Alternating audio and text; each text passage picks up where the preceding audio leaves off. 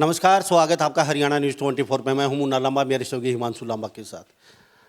आज हम मौजूद हैं जिला महेंद्रगढ़, हरियाणा राज्य में, और हमारे साथ बीजेपी के बहुत बड़े कद्दावर नेता, बहुत सुलझे हुए और राजनीति के चाणक्य कहे जाते हैं प्रोफेसर रामविलास शर्मा जी मेरे साथ मौजूद। पूर्व शिक्षा मंत्री, बीजेपी की बम्पर जीत 3 राज्यों में, और प्रोफेसर साहब ने पहले ही घोषणा कर दी थी कि बीजेपी 5 राज्यों में आ रही है, लेकिन थोड़ी सी कसर रह गई। तो इनसे खास बातचीत करते हैं। सर, आपका बहुत बहुत स्वागत है हरियाणा न्यूज़ 20। मुन्ना लांबा, आपको पहले तो मैं लड्डू खिलाता हूँ। आज हमने आज़ाद चौक पर ये सब में लड्डू बांटे हैं। मुन्ना लांबा मेरा छोटा भाई भी है, और जो हरियाणा का उन खास पत्रकारों में से मुन्ना लांबा है जो लोगों की नब्ज़ को जानता है, लोगों के मूड को पहचानता है।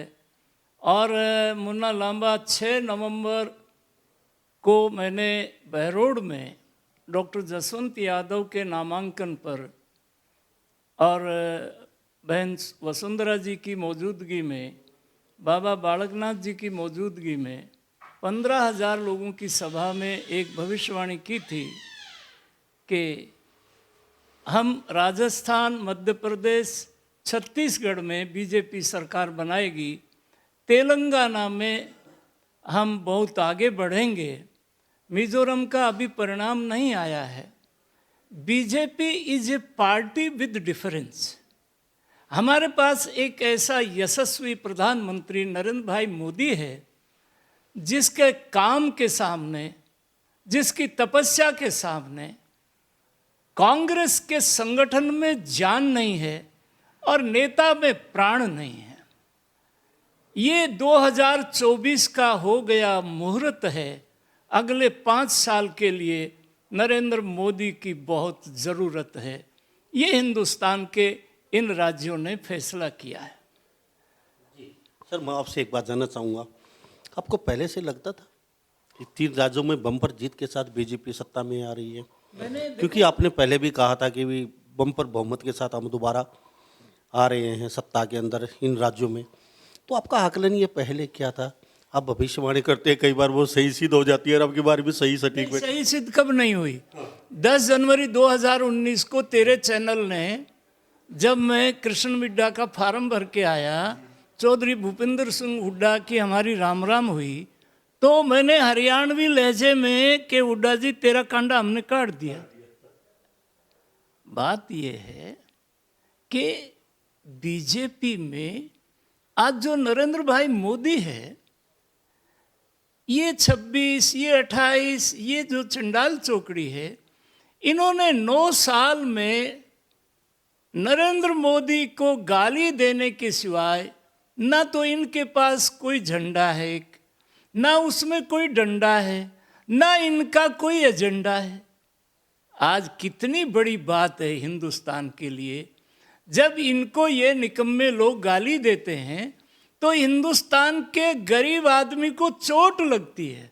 मुन्ना, लोग कहते हैं कि ये हमको गाली दे रहे हैं। इनकी परफॉर्मेंस क्या है?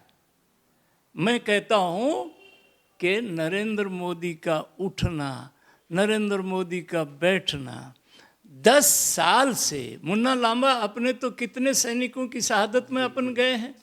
10 साल से नरेंद्र भाई मोदी दिवाली का त्योहार फौजी वर्दी पहन करके बॉर्डर पर मनाता है। इस बार चाइना के बॉर्डर से 2 किलोमीटर पहले लपसा चौकी पर, और शेर के पट्टे ने ललकार के कहा कि 62 का हिंदुस्तान नहीं है, ये 2023 का हिंदुस्तान है। आंख उठा के मत देख लेना। ऐसा बहादुर प्रधानमंत्री। कांग्रेस के राज में सरदार मनमोहन सिंह जी गए थे शिकागो में, कोट उतरवा लिया, जूते जुराब उतरवा लिए। हमारी क्या सम्मान था दुनिया में? आज गिनी पपुआ का प्राइम मिनिस्टर नरेंद्र मोदी के पैर छूता है कि नरेंद्र मोदी आप धन्य हैं, आप यदि हमको वैक्सीन नहीं देते मेरा देश खत्म हो जाता। आप जो बाइडन कहता है नरेंद्र मोदी मुझे ऑटोग्राफ दे दो। आज ऑस्ट्रेलिया का प्रधानमंत्री कहता है Narendra Modi you are the only boss. आज ये 140 करोड़ का सम्मान है। क्या लगता है राष्ट्रवाद की जीत हुई? राष्ट्रवाद की जीत हुई है, नरेंद्र मोदी के नाम की जीत हुई है, नरेंद्र मोदी के काम की जीत हुई है। और इन चांडाल चौकड़ी ने सनातन को खत्म करेंगे। जो संविधान की शपथ लेकर के मंत्री बने बैठे हैं, खड़गे जी में इनमें होड़ लग गई कि नरेंद्र मोदी को कौन सबसे ज्यादा बेहुदी गाली देता है। राहुल गांधी ने इंग्लैंड में जाकर के भारत के विरोध में केवल प्रधानमंत्री को गाली देना उसका जहन बन गया है। एक आदमी नरेंद्र मोदी भारत का प्रधानमंत्री होते हुए भी कहता है मैं चौकीदार हूं। पिछले 5 साल में इस आदमी ने कितनी बड़ी गाली दी। ये हिंदुस्तान बा मुन्ना लांबा, यहाँ गंगा है, यहाँ जमुना है, यहाँ विनम्रता है, यहाँ राम है, यहाँ भरत मिलाप होता है। गाली देने वाले को लोग यहाँ पसंद नहीं करते। राहुल गांधी के डीएनए में इटली का अंश ज्यादा है। उसको लोगों ने हिंदुस्तानी मानने से इनकार कर दिया है। आने वाले समय में हरियाणा में क्या देखते हैं? हरियाणा में नरेंद्र मोदी जिंदाबाद, बीजेपी जिंदाबाद। तीसरी बार सरकार बना रही है बीजेपी। ऐसा क्यों लगता है? अभी पहली भविष्यवाणी कर दी आपने। नहीं, पहले भविष्यवाणी में मुन्ना लांबा आप मेरे भाई भी हैं, आप मेरे चश्मदीद भी हैं।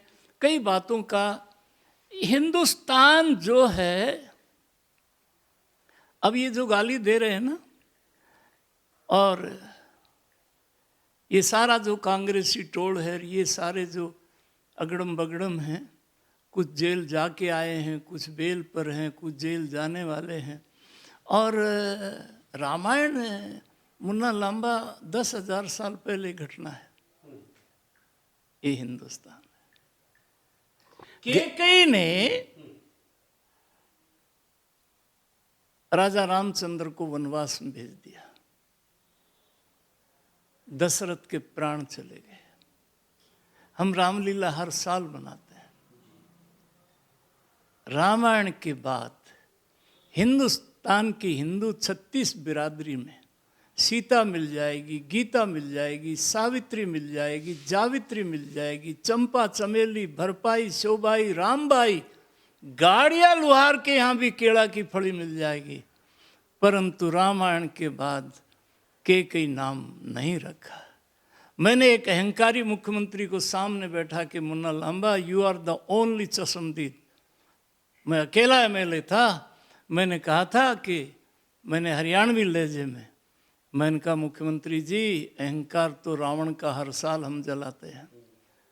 और एक गांव में नंबरदार मर गया तो पड़ोस का छोरा मात बूझन लग गया, माई नंबरदारी किसके? बोले भाई मुन्ना के।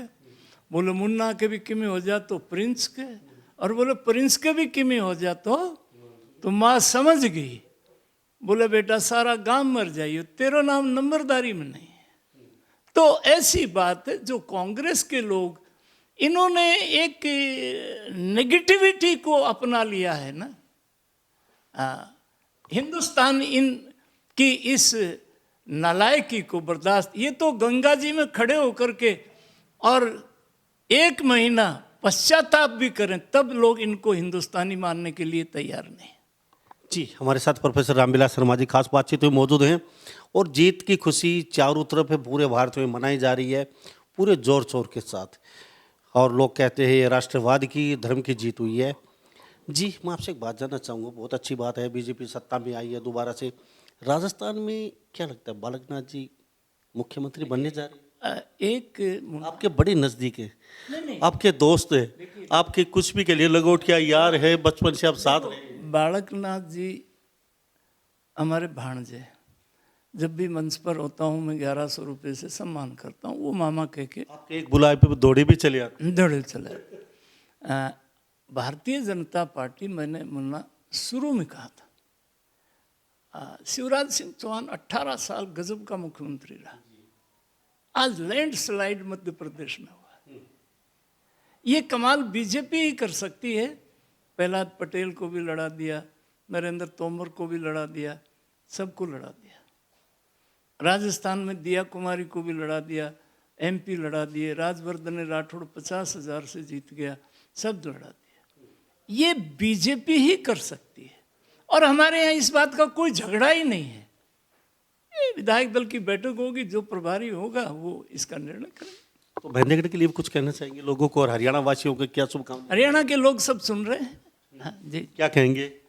हाँ, हरियाणा की जनता जनार्दन को, मैं हरियाणा बीजेपी का पुराना कार्यकर्ता होने के नाते, ये तीनों प्रांतों में जो भारी बहुमत की जीत हुई है, ये आप सबकी शुभकामना से है।